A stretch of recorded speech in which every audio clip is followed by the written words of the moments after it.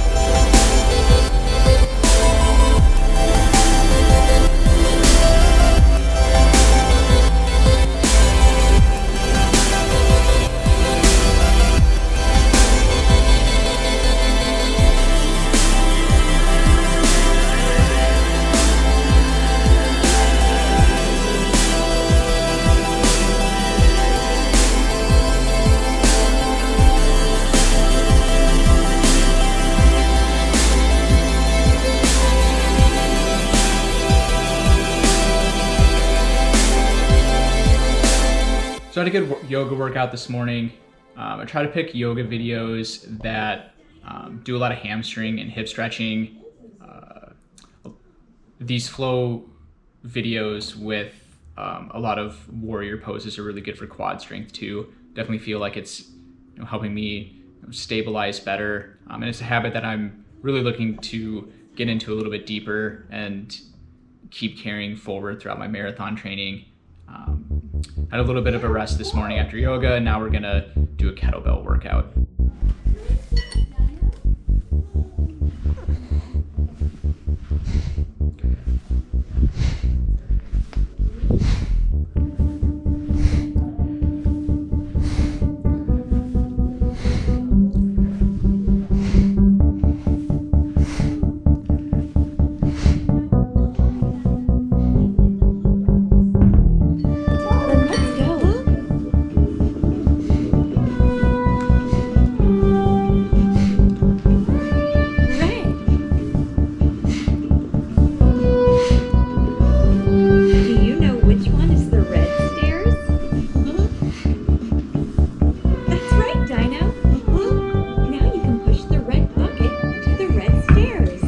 So I've been doing kettlebell swings for about 2 months, and I just find that it's a really easy workout to do to kind of get a total body functional workout feeling without putting yourself way in the gutter during workouts, and also without making yourself feel sore the entire day.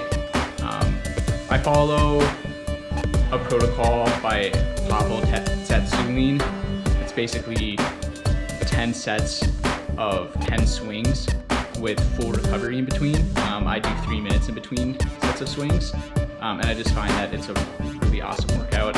I got started with 16 kilogram kettlebells, and now I've been integrating a 24 kilogram kettlebell into some of my sets in the middle of the workout.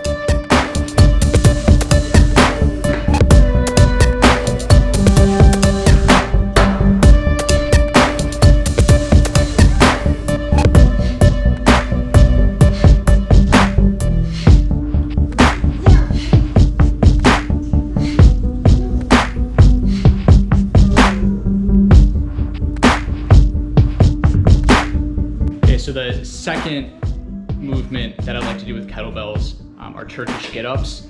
So with these, I'll do 10 of them, so 5 on each side. And then I'll also do fairly full recovery between reps on these as well. I usually do one starting every minute on the minute. And on the Turkish get-ups, I'm also using a 16 kilogram kettlebell, and I'm also transitioning into a few of the reps with the 24 kilogram kettlebell.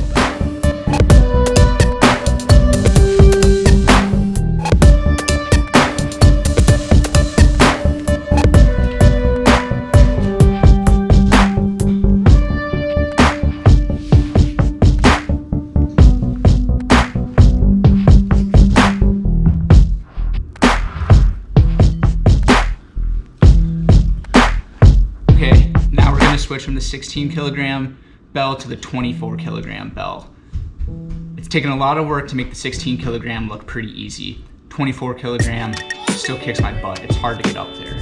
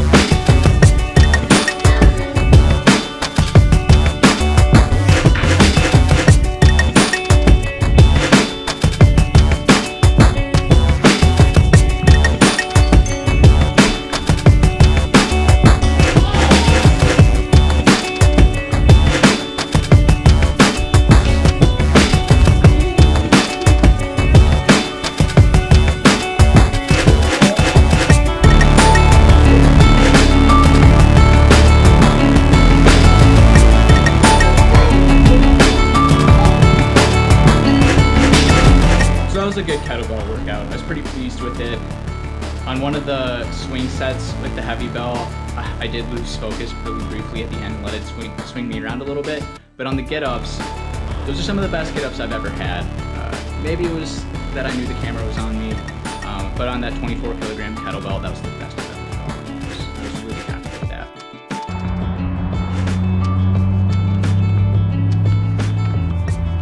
that. All right, ready to get my afternoon run in.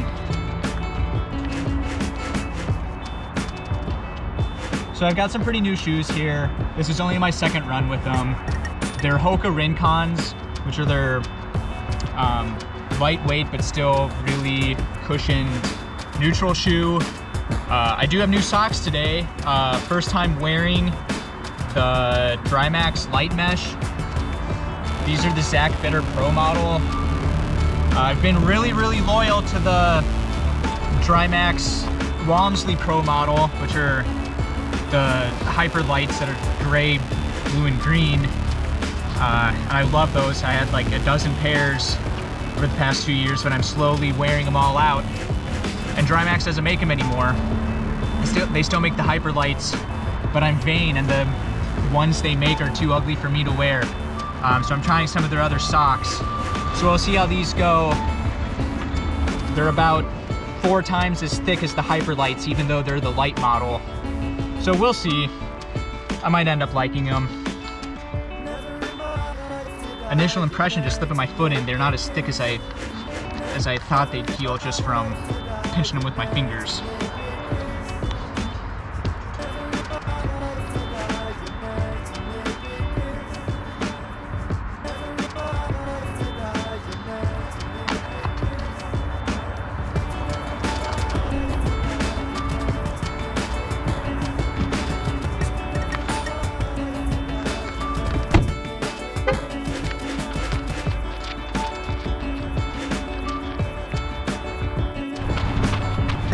All right, so getting started on my run here. It's Saturday, which is my long run day. I'm supposed to get an hour and a half in today. Unfortunately, at the beginning of this training block I'm doing, I've been dealing with some shin pain, I've been trying to run through it. And these past couple runs, the shin pain's gotten bad enough that I've had to stop early, which has been disappointing because I'm usually a run through minor shin pain kind of person. But the pain's been getting deep enough that it's starting to affect my stride. And I think that's probably the breaking point on whether I should be running or not. So we'll see how far I can go today. Past few runs, been packing it in at like 25 or 30 minutes. So we'll see if I can make it past that today. 90 minutes is feeling pretty optimistic. Although I do have this new park that I'm running at here. It's kind of this figure 8 setup with one of those old school park courses, which is pretty neat. It's dead flat, but it beats the heck out of running on a treadmill. Because one of the things I'm not used to is running on concrete. When I was living in Madison, I would almost never have to run on concrete. I lived in the city, and even then, I'd be able to run on quite enough roads that I'd be running on the shoulder on the asphalt. Maybe only 5 to 10% of my runs maximum would have concrete.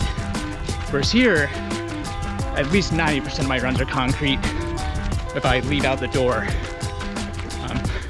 So I hate driving to the start of runs, but I do drive to this trail here. But it's only about a 4 or 5 minute drive from my house, so it's pretty close.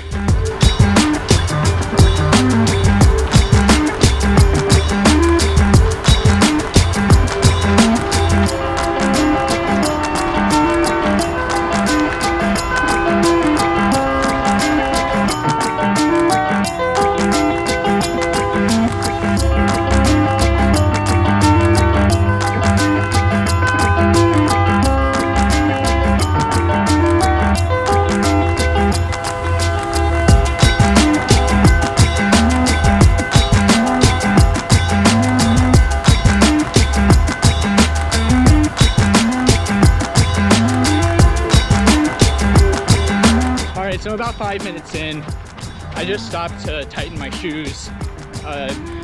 Love these shoes a lot, but still abnormal to have to do that.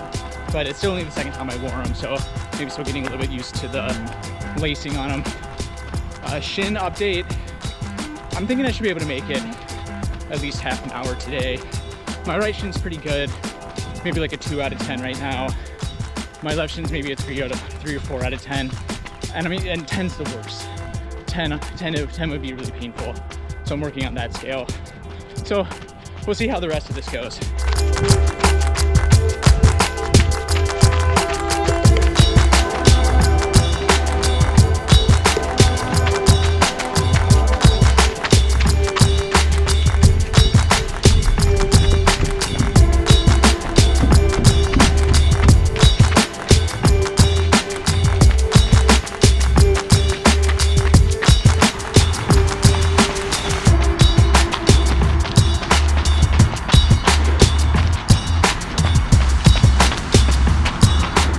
So I just cut it off. I ended up getting a little bit over 28 minutes, a hair over 5K. I think it was like 3.3 something miles. I thought really hard about doing another lap. The way this figure 8 setup is, it'd be maybe like 5 to 10 minutes depending on how far I went. And I just decided to stop at the car just out of an abundance of caution. It doesn't really hurt walking around right now, which is good. The past couple runs where I've had a long walk back to the car, or a long walk back home to the apartment, was a little stiff. So that's good today. And it just, I don't want to drastically hurt myself this early in the season. And I do have aggressive goals that I'd like to meet.